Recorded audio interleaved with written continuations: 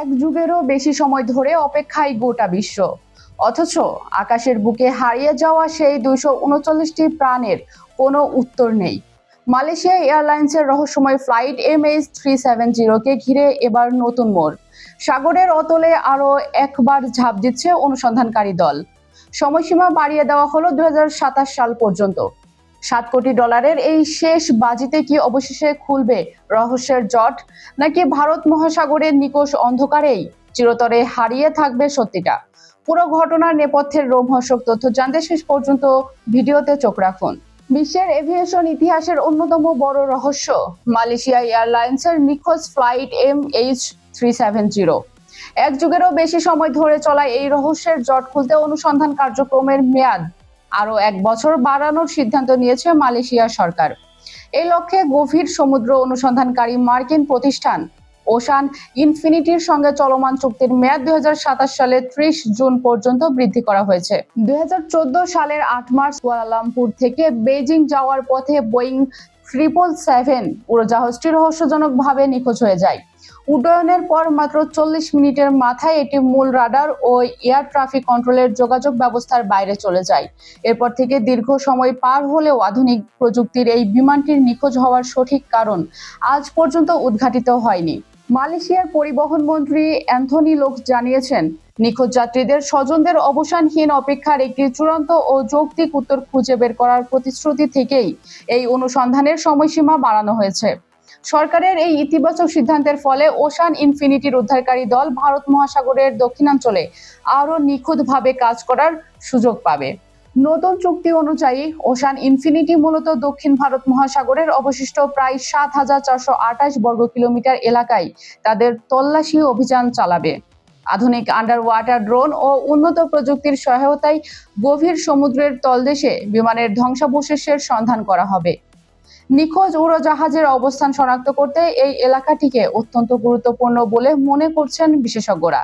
এর আগে 2018 সাল পর্যন্ত প্রথম দফায় বিমানটির সন্ধানে বিস্তর কাজ করেছিল ওশান ইনফিনিটি। পরবর্তীতে গত বছর মালয়েশিয়া সরকারের সঙ্গে নতুন করে চুক্তিবদ্ধ হয়ে তারা প্রায় 15,000 বর্গ কিলোমিটার এলাকায় পুনরায় অনুসন্ধান শুরু করে। চুক্তি অনুযায়ী যদি প্রতিষ্ঠানটি বিমানের মূল ধ্বংসাবশেষ বা ব্ল্যাক বক্স খুঁজে পেতে সক্ষম হয়, তবেই তারা পুরস্কার হিসেবে $7 কোটি পাবে। তদন্তকারীদের তথ্য মতে উড্ডয়নের কিছুক্ষণ পরে বিমানটির ট্রান্সপন্ডার সম্পূর্ণ বন্ধ করে দেওয়া হয়, যার ফলে বিমানটিকে সাধারণ রাডারে শনাক্ত করা অসম্ভব হয়ে পড়ে।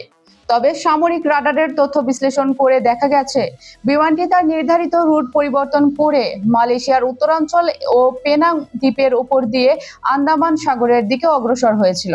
স্যাটেলাইট ও যোগাযোগ ব্যবস্থার স্বয়ংক্রিয় সংকেত বিশ্লেষণ করে বিশেষজ্ঞরা ধারণা করেছেন রাডার থেকে বিচ্ছিন্ন হওয়ার পর বিমানটি প্রায় 6 ঘন্টা আকাশে উড়ছিল। এক পর্যায়ে জ্বালানি শেষ হয়ে গেলে এটি দক্ষিণ ভারত মহাসাগরে কোনো এক দুর্গম এলাকায় আছড়ে পড়ে। তবে কোনো দক্ষ পাইলট দ্বারা ইচ্ছাকৃতভাবে বিমানটির গতিপথ পরিবর্তন করা হয়েছিল কিনা সেই রহস্যময় সম্ভাবনাও উড়িয়ে দিচ্ছেন না তদন্তকারীরা। দীর্ঘ এক যুগের এই অনুসন্ধানে আফ্রিকার উপকূল ও ভারত উপসাগরের বিভিন্ন দ্বীপ থেকে 30টিরও বেশি সম্ভাব্য ধ্বংসাবশেষ উদ্ধার করা হয়েছে। তবে তার মধ্যে মাত্র 3টি ডানার অংশ নিশ্চিতভাবে MH370 বিমানের বলে শনাক্ত করা সম্ভব হয়েছে। এত কিছুর পরও বিমানটির মূল বডি ও নিখোঁজ হওয়ার প্রকৃত কারণ আজও কুয়াশাচ্ছন্ন রয়ে গেছে, যার উত্তর খুঁজতে আরও 1 বছর অপেক্ষা করতে হবে বিশ্ববাসীকে। বিজ্ঞান আর প্রযুক্তির উৎকর্ষের যুগেও একটি আস্ত বোয়িং 777 বিমান কিভাবে হারিয়ে যেতে পারে তা ভাবলে আজও শিউরে উঠতে হয়। 2027 সালের এই চূড়ান্ত মিশন কি পারবে দীর্ঘ এক যুগের এই জমাটবদ্ধ অন্ধকার দূর করতে, নাকি ভারত মহাসাগরের অতল গহ্বরেই চিরতরে হারিয়ে যাবে 239টি প্রাণের শেষ চিহ্ন? উত্তর পেতে আমাদের অপেক্ষা করতে হবে আরো 1 বছর। বিদায় নেওয়ার আগে আবারও মনে করিয়ে দিচ্ছি, ভিডিওটি ভালো লাগলে লাইক দিন, বন্ধুদের সাথে শেয়ার করুন এবং আন্তর্জাতিক অঙ্গনের এমন রোমাঞ্চকর সব আপডেট সবার আগে পেতে চ্যানেলটি এখনই সাবস্ক্রাইব করে রাখুন। দেখা হবে আগামী ভিডিওতে নতুন কোনো রহস্য এবং রোমাঞ্চকর ইস্যু নিয়ে। ততক্ষণ পর্যন্ত সবাই ভালো থাকুন, নিরাপদ থাকুন। আল্লাহ হাফেজ।